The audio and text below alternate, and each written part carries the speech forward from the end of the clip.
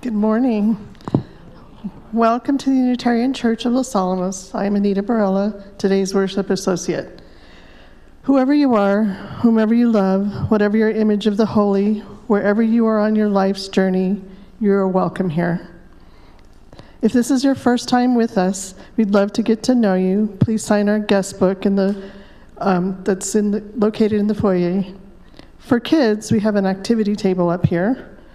They can stay seated with their grown-ups. Please remember to use whisper voices when you're up there. And if you'd like to know more about our programs for youth and kids, please speak to Elizabeth Portillos, our lifespan spiritual enrichment staff. After the time for all ages, kids can go out to their world blessing class with Elizabeth. We also have a nursery down the hall for younger kiddos, and Sarah Hamoud, our nursery coordinator, can check in your younger kids. Everyone's encouraged to come up to our candles of community, which are over there and in the back, before or during the prayer meditation time to light a candle and write your joy or sorrow in the book if you feel like you would like to have it read aloud. If you are in need of financial pastoral care or support, or chat over coffee, or even financial assistance, please contact Reverend Tina DeYoe to set up an appointment. Good morning, everybody. I'm the Reverend Tina DeYoe. I use she, her pronouns, and I'm the minister here at this congregation. And this is our call to worship this morning. We come together as a community every Sunday to pause and to worship together. Worship creates connections within, among, and beyond us, calling us to live with wisdom and compassion, calling us to be our better selves. Our worship theme for this month of May is curiosity.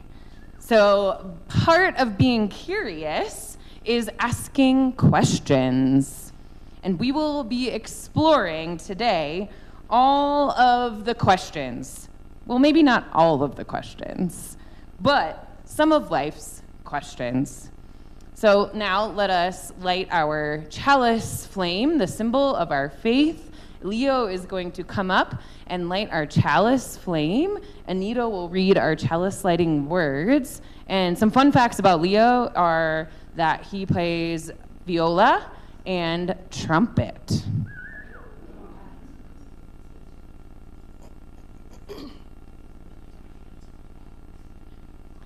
As we light this chalice, may we stay curious and be thankful for the gift of wonder. May we trust that each question can lead to a closer understanding of compassion and purpose. May we always approach all questions with an open heart and an open mind. Thank you, Leo.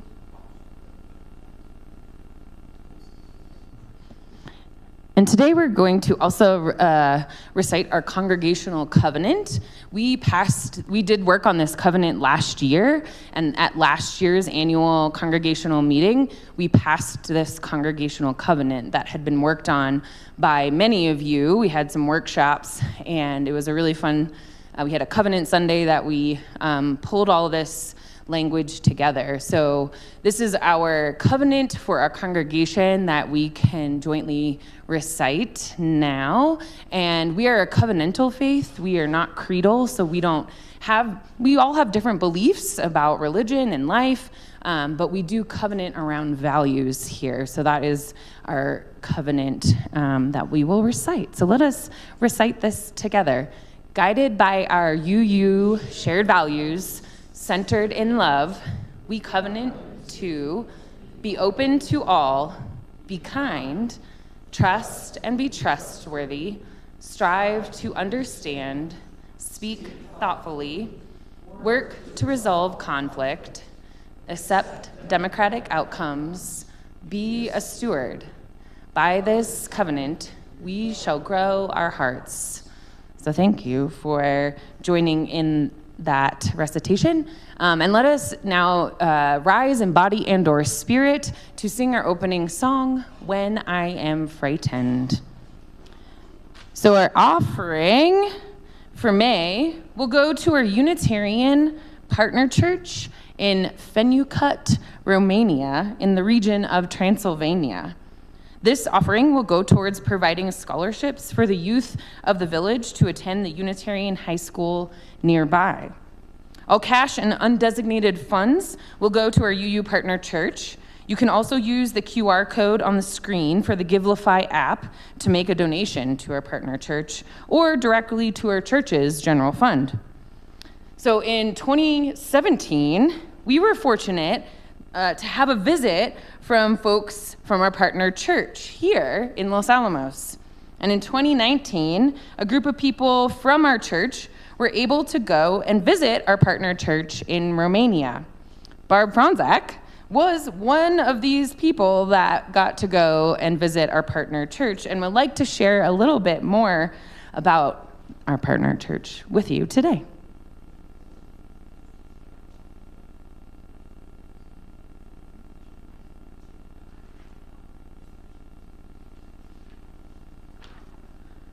Good morning. Our Share the Plate funds this month will be directed to our Unitarian partner church in Begnaud, Transylvania, Romania. This relationship began in 2000, and you may have wondered what that box on the back of the wall is all about. That is some gifts that have been given to us from our partner church over the years. Over the years, congregants from our church have visited Romania, and their congregants have also visited our church. In 2017, Reverend Levente Lazar, his spouse, Reverend Erica Demeter, and 2 lay president board members visited the U.S. We had the opportunity to show them some of New Mexico's culture, including a trip to Puye Cliffs where they watched indigenous dancers. They also loved seeing the Rio Grande, as they had seen the Rio many times in John Wayne movies growing up. In 2019, several of our congregants had the opportunity to visit our partner church.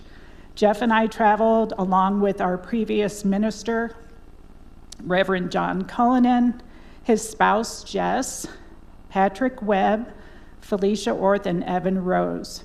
We were shown many places of interest, including Dracula's castle.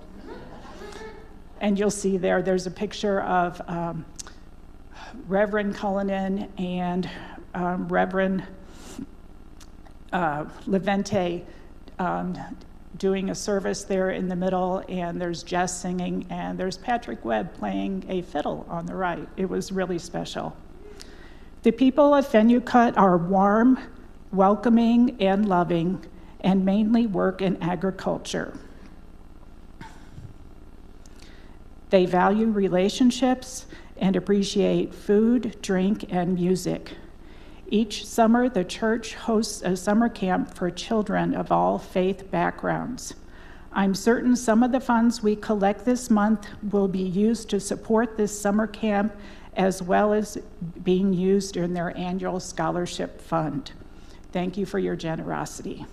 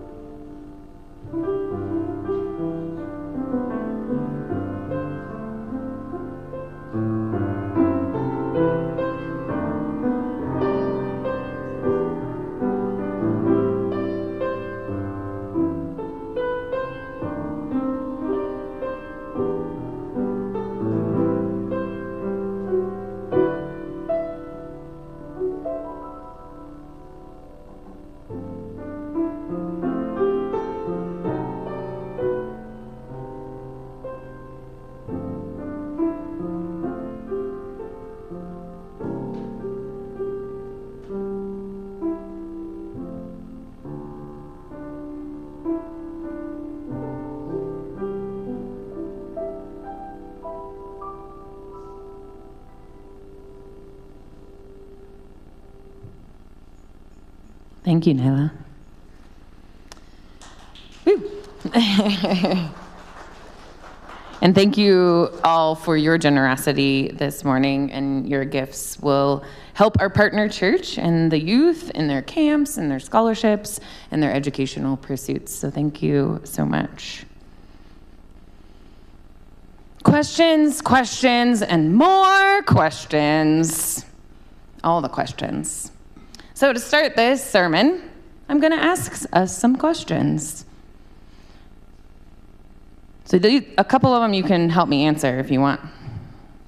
What is the biggest city in the U.S.? Anyone? New York? LA? So The answer, and it's what you consider the biggest, is Sitka, Alaska, biggest city by land. There you go. Are there more wheels or doors in the world? Any guesses? I don't know. Wheels, doors, got both. Eric and I were pondering this question the other night, and we actually counted wheels and doors in our home residence, and we came up with more doors. We also counted cabinets. There you go. So, how did the universe begin? Big Bang? Maybe? It's a theory, right? Right? Yeah? Okay. Yep. These are questions you don't necessarily have to answer right now, but you can ponder. What is or isn't God? What happens after we die? So keep pondering some of those questions if you'd like. You can go home and count up your wheels and doors too if you want. So have you ever had a conversation with a toddler like this?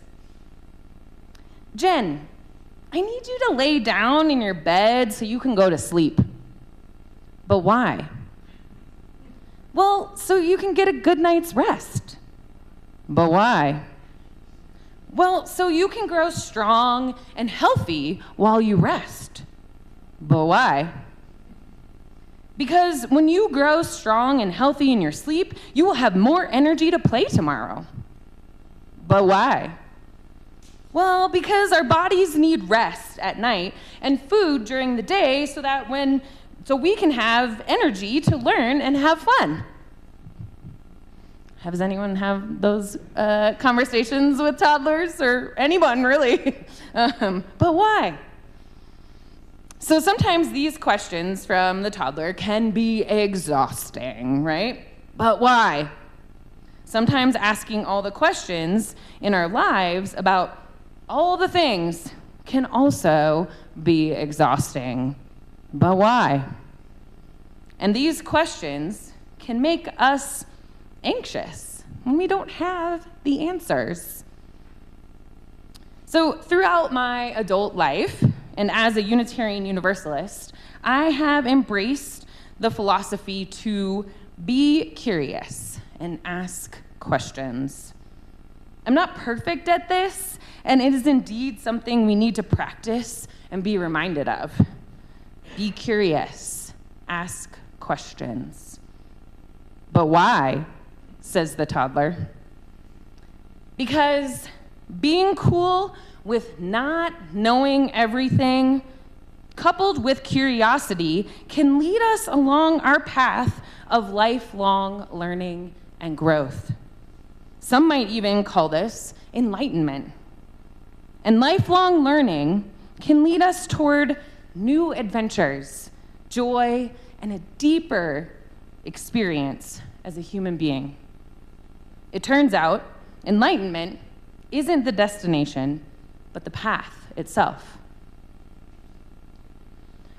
So what would happen if we began each day from the position that we don't know everything? What would happen? I don't know. Growing up as a preacher kid and as a competitive kid in sports and school, I always thought I had to have an answer for everything. I realized that to mask my not knowing, I would pretend to know things when people were talking and nod along. Oh yeah, maybe some of you know this experience. I thought that asking a question because I didn't know what they were talking about would be kind of embarrassing. So again, I would just nod along and pretend like I knew. Now, having a little bit more life experience and wisdom and less fear of the not knowing, and less fear of people judging me because I do not have all the answers or know all the things, I can actually respond to people with, I don't know the answer to that. Or, no, I have actually not read the book Fahrenheit 451, so please fill me in on what I am missing in the context of that book because I don't know what you were referring to. I finally learned later, as an adult, after my seminary education, that it was actually okay for me to not know everything and was okay to not pretend like I did. As a seminarian in a Christian seminary, I started asking questions about the authority of Scripture and Christian doctrines that didn't make sense to me. My Christian seminary was a hard context for me to start asking these questions in, because the majority of students were already on their path of their faith and beliefs in Christianity. I was instead on the path of questioning all of it. So how did I answer the unanswerable questions in my head? Well, at that point in my life, I went to karaoke therapy with my classmates and sang songs that asked the questions like, hey, what's going on? So thanks, Anna, for singing that one. Woo! And yes, sometimes I like to scream that question at the top of my lungs, like, WTF, what the heck is going on right now in our country? Yes. And why can't all of us humans just get along already? Can't we all see that fighting and war has actually not helped us as a global society slow climate crisis, has not helped us house and feed everyone, and has not given us universal basic health care? Can't we see this? Can't we all be living like Star Trek already? So scientists, many of you all here, have to be cool with not knowing as well. This is the whole point of being a scientist, to probe the unknown. Scientists ask the questions, test hypotheses, and establish theories. And hopefully these learnings point towards new answers and knowledge. However, the answers aren't always what we expect. Unexpected outcomes occur, and then it is on to the next question. Now, I'm not a scientist, and I do not know how all of the questioning, experimenting, hypothesizing, and theorizing goes. So if you would like to fill me in after the service of some of the methods and processes of all of this, I am open to learning more. Please. Oh, yes. Please, let's have a conversation. I'm open. Being cool with not knowing also keeps us humble. We are but specks of dust in a huge universe, and we cannot know everything. So you are faced with a choice. Be closed-minded and fear that which you don't know, or be curious and revel in all the things you can learn. Questioning is part of life, and being curious is a reminder that we are learning all the time. This curiosity keeps us from assuming and judging. So I was fortunate to see Alice Walker, the author, speak at a Movies and Meaning Film Festival in 2017 in Albuquerque, which was actually showing a documentary of her life. There was a Q&A after with her, and someone asked the question how she would enter into a conversation with someone who she knew had voted for Trump in the election and who might not support her in the anti-racist and anti-oppression work she does in her life. Her response to that question was to stay curious. We can stay curious rather than judging a person we might not even know. We could actually learn something about this person before making a snap judgment that they are maybe racist, sexist, all the ists. They might be misinformed or have other reasons why they voted the way they did, and asking questions for understanding is where we can start. This curiosity can apply to any situation we are in. We can remain curious and ask questions for understanding and use phrases like, "Tell me more," or "Help me understand." Staying curious allows for our minds to remain open. You can use this with kids and youth if you'd like. "Help me understand why you would like to stay up until midnight on a school night." You can use this with, or "Help me understand why you didn't finish your homework." You can use this with a partner, a family member, a friend. "Help me understand why you are feeling depressed." We can also remain curious in this community to understand, in our wider community, to understand why environmental activists in our surrounding Pueblo communities continue to lead justice initiatives that ask for the Environmental Protection Agency to change the exposure standards to protect those most vulnerable. Rather than the reference man, to be a male in their 20s to 30s who weighs 150 pounds, who is 5'9", environmental and Pueblo activists are calling on the EPA to change their regulatory standard to a reference human that better reflects those people who are most vulnerable to toxic exposures, i.e. Indigenous, pregnant women, and their young children. We can remain curious when thinking about putting those who are most vulnerable at the center, especially when it comes to decisions being made here at the lab that will affect communities who have been stewards of these lands and the people here longer than the lab has existed. Staying curious helps us in listening and learning of stories that might not always be heard. This curiosity and questioning can lead us along our life path of having more adventures, joy, and deeper experiences as humans.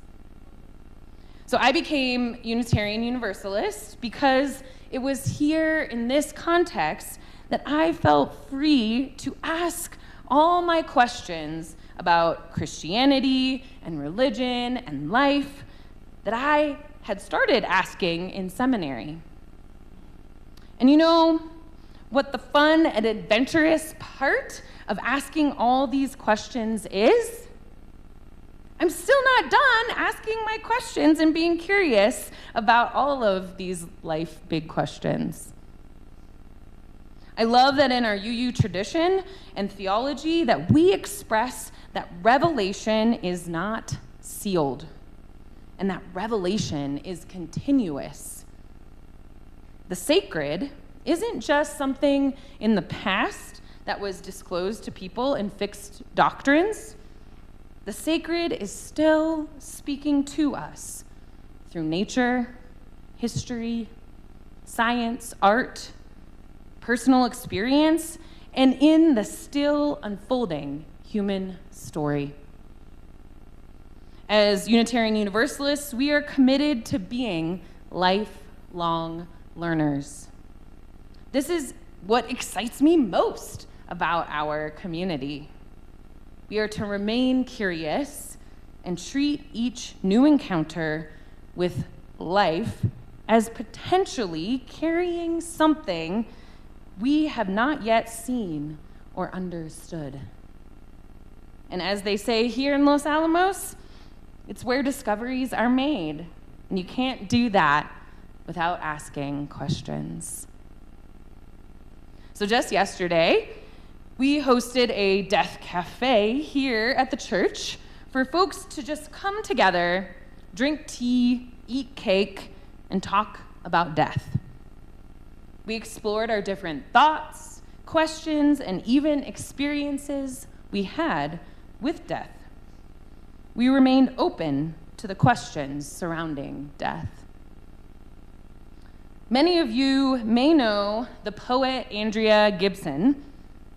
They were a poet, a writer, an LGBTQ lover of life, and an activist, and an all-around badass who died from ovarian cancer back in July. In April, their wife posted that shortly after Andrea left their body, there were signs, or cosmic valentines, as Megan, their wife, describes them.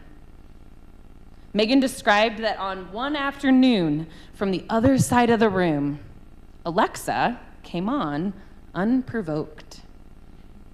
Songs like Lean on Me, then Stand by Me, then I'll Stand by You.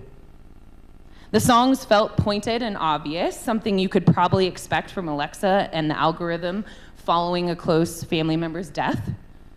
But then the playlist pivoted. A song that had never played in the house before came through. Eminem chanting, "Guess who's back? Guess who's back? Guess who's back?" Then a new genre entirely, disco, the Bee Gees. Staying alive, staying alive, staying alive. Megan described the experience as a cosmic flirtation from her partner from the afterlife. Megan's conclusion: love could survive anything, even death. Could this experience be described as coincidence? Maybe yes. But could it also be described as a partner's love and soul continuing on through the universe on a different plane or in a different dimension? Maybe yes. These are the experiences of life, filled with grief, filled with joy, filled with questions that pull us deeper into the human experience. Maybe you have had one of these deeper human experiences that has raised questions, joy, sadness, and curiosity for you. The journey of questioning and curiosity can lead us toward true growth and transformation. We can literally stare right into the heart of that dark abyss of unknowing and uncertainty and come out loving it with everything we have. We can come out loving the unanswerable questions because there is beauty when we let the mystery be. It's like the lyrics of the Iris Dement song. Everybody is wondering what and where they all came from. Everybody is worrying about where they're all gonna go when the whole thing's done. But no one knows for certain, and so it's all the same to me. I think I'll just let the mystery be. Personally, I feel the most joy and have the most fun on adventures when I am asking questions and being curious. I know there are so many more questions for me to ask in this life and more adventure to be had. One reason I became a minister was to be able to dive deeper into these questions, not only individually, but collectively. And I sincerely want to know, like the gathering song that Anna sung, have you ever seen the rain coming down on a sunny day? A philosophical question I have been wrestling with throughout my adult life, starting in seminary, has been, what is truth? We have been given grand narratives in our lives, but are those grand narratives really where we find truth? Maybe. My grand narrative growing up was Christianity, but luckily I was able to unpack that narrative and take out the lessons from it that stick with me to this day. So, what is truth? Truth is something that evolves for each of us throughout our lives. Truth is my experience and my story and my perspective, just like your truth is your experience, your story, and your perspective. As Einstein would say, everything is relative. Right now, my answer to what is truth is followed up by another question. Well, what is truth for you? And if I were to answer, well, what is truth for you? My answer would be love. My truth is love. Love that is unconditional and non-judgmental. Love that is inclusive and embraces our diversity of community. Love is indeed my truth in this moment of my life, and this truth might evolve to a new truth later. So today, let us remember to be cool with not knowing everything. Let us continue to stay curious and ask questions, because this will lead us on our journey of lifelong learning, enlightenment, and growth, and into a more adventurous, joy-filled, and deeper human experience. May it be so, and amen.